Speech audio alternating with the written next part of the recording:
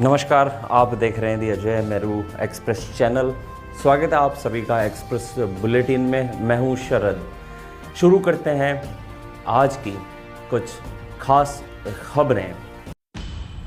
आज रात 8 बजे देश को संबोधित करेंगे प्रधानमंत्री। पीएम ने ट्विटर के जरिए दी जानकारी। प्रवासी मजदूरों के बारे में कर सकते हैं चर्चा। प्रवासी मजदूरों को लेकर चिंतित है प्रधानमंत्री मोदी। आगे के लॉकडाउन पर राज्यों के सुझाव पर चर्चा संभव। आज रात 8 बजे प्रधानमंत्री का राष्ट्र के नाम संदेश। कोरोना के संकट काल में लॉकडाउन से जुड़ा हो सकता है संदेश। पीएम बताएंगे 17 मई के बाद देश में क्या होगा लॉकडाउन का फैसला। भारत सरकार के कृषि एवं किसान कल्याण मंत्रालय की ओर से प्रदेश भर का दौरा कर रहा टिड्डी नियंत्रण दल आज तीर्थ नगरी पुष्कर पहुंचा।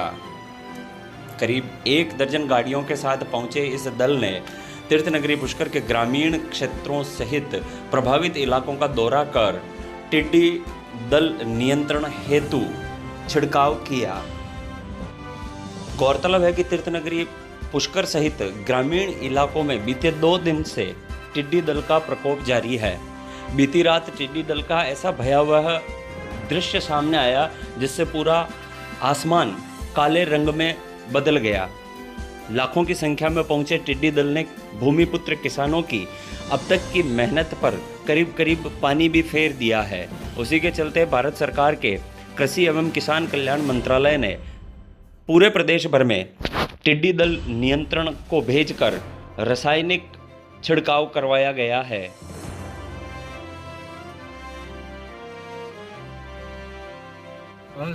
हम भारत सरकार के कर्मचारी हैं। हेडक्वार्टर हमारा फरीदाबाद है और सर्किल ऑफिस हमारा जोधपुर में है। जोधपुर से हमें डिस्ट्रीब्यूट किया गया है टिड्डी कंट्रोल के लिए। तो मैं बीकानेर से यहाँ पुष्कर, अजमेर, ब्यावर, नागौर कंट्रोल करने के लिए आया हूँ। तो यहाँ आपको कौन सुपरवाइज कर रहा है? लोकल एडमिनिस्ट्रेशन कौन है? एडमिनिस्ट्रेटर हमारे गोकुल राम चौधरी। अच्छा, तो अभी क्या पूरे इलाके में आपने ये टिड्डियों का स्प्रे करवा दिया है? अब करेंगे? करवा दिया है और करना है। अच्छा, तो अभी कितने दिन अभियान जारी रहेगा? अभी कम से कम 1-2 दिन और चलेगा। आप यहीं रहेंगे? जी हाँ। प्रदेश में भी लॉकडाउन के 50वें दिन तीर्थनगरी पुष्कर में एक मानवीय संवेदनाओं से भरी तस्वीर उभर करके सामने आई। 50 दिन से पुष्कर में रह रहे एक शारीरिक रूप से अक्षम व्यक्ति को घर जाने की चिंता इस कदर सता रही है कि वह अपनी क्षमता न होने के बावजूद भी पैदल ही बरेली स्थित अपने घर की ओर कूच कर जाता है। न सिर्फ घर की ओर कूच कर जाता है बल्कि इसके साथ जिस आश्रय स्थल में यह रह रहा था उस मकान मालिक ने भी उसे यह कहते हुए निकाल दिया कि अब वो उसका भार सहन नहीं कर सकता है। पैदल ही घर की ओर जाने की लालसा लेकर निकला सतपाल गश्त के दौरान सीओ विनोद कुमार की नज़र में आ जाता है। विनोद कुमार ने गाड़ी से उतरकर सतपाल की पीड़ा को सुना और तत्काल प्रशासन को सूचना दी, जिस पर प्रशासन ने कार्रवाई करते हुए सत्यपाल को उचित राहत पहुंचाई। बहरहाल लंबी समयावधि से जारी वैश्विक महामारी कोरोना की वजह से लॉकडाउन के चलते लोगों का, खास करके प्रवासी नागरिकों का सब्र टूटता जा रहा है।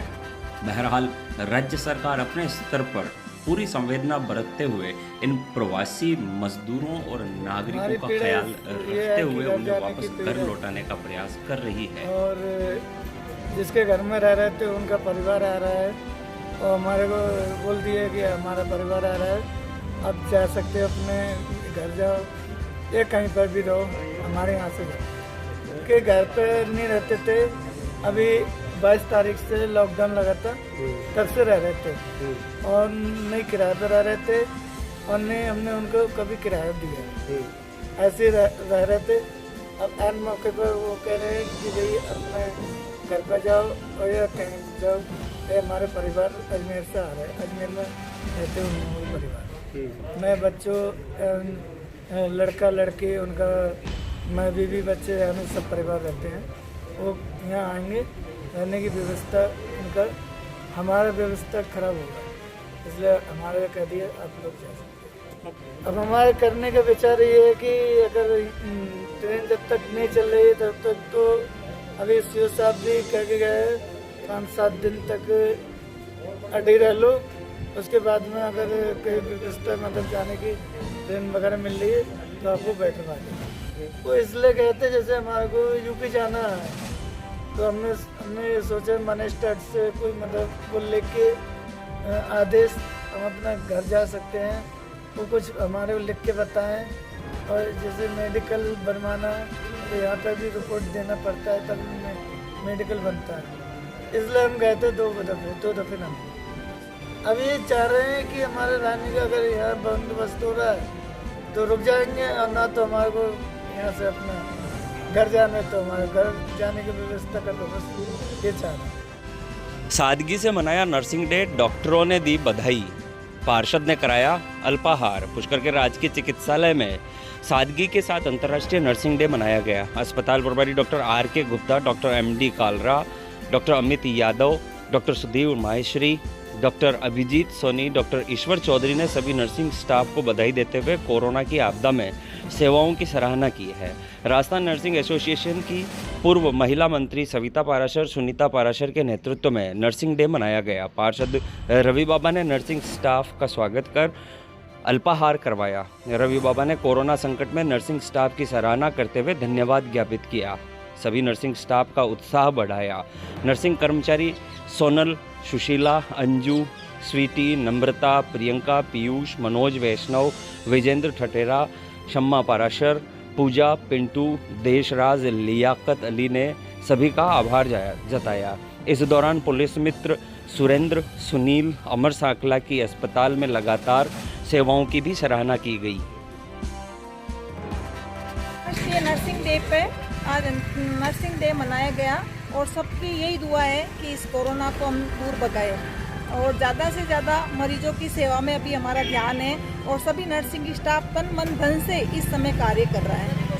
आप सभी को, पूरे नर्सिंग स्टाफ को हमारी तरफ से शुभकामनाएं। आज 12 मई है, फ्लोरेंस नाइटिंगेल का जन्मदिवस के रूप में ये नर्सिंग दिवस मनाते हैं। आज हम सब ये लोग साधारण से सेवा करके और कोरोना की महामारी को दूर भगाने के लिए सारे नर्सिंग स्टाफ एकजुट होकर कार्य कर रहे हैं। मैं ये सबसे दुआ करती हूँ कि सारे नर्सिंग स्टाफ में हिम्मत दे, भगवान हौसला दे, वो सबकी सेवा में लगन से कार्य करें। वैश्विक महामारी कोरोना के बाद जारी हुए प्रदेशव्यापी लॉकडाउन में एक और जहां पुलिस लॉकडाउन के नियमों की बड़ी सख्ती से पालना करवाने में तत्परता से जुटी हुई है, वहीं दूसरी ओर पुलिस और पुलिस की सहयोगी पुलिस मित्र टीम मानव सेवार्थ भी हमेशा तत्पर नजर आ रही है। एक और जहां पुलिस मित्र टीम ने वामदेव रोड पर जख्मी हुए राष्ट्रीय पक्षी मोर को बचाने का अभियान चलाकर उसे सकुशल वन विभाग को सौंपा, तो वहीं दूसरी ओर पुलिस और पुलिस मित्र टीम ने मानसिक रूप से विक्षिप्त युवक को सूखे गहरे कुएं में से रेस्क्यू कर सकुशल बाहर निकालने के पश्चात युवक को चिकित्सालय भेज दिया गया है।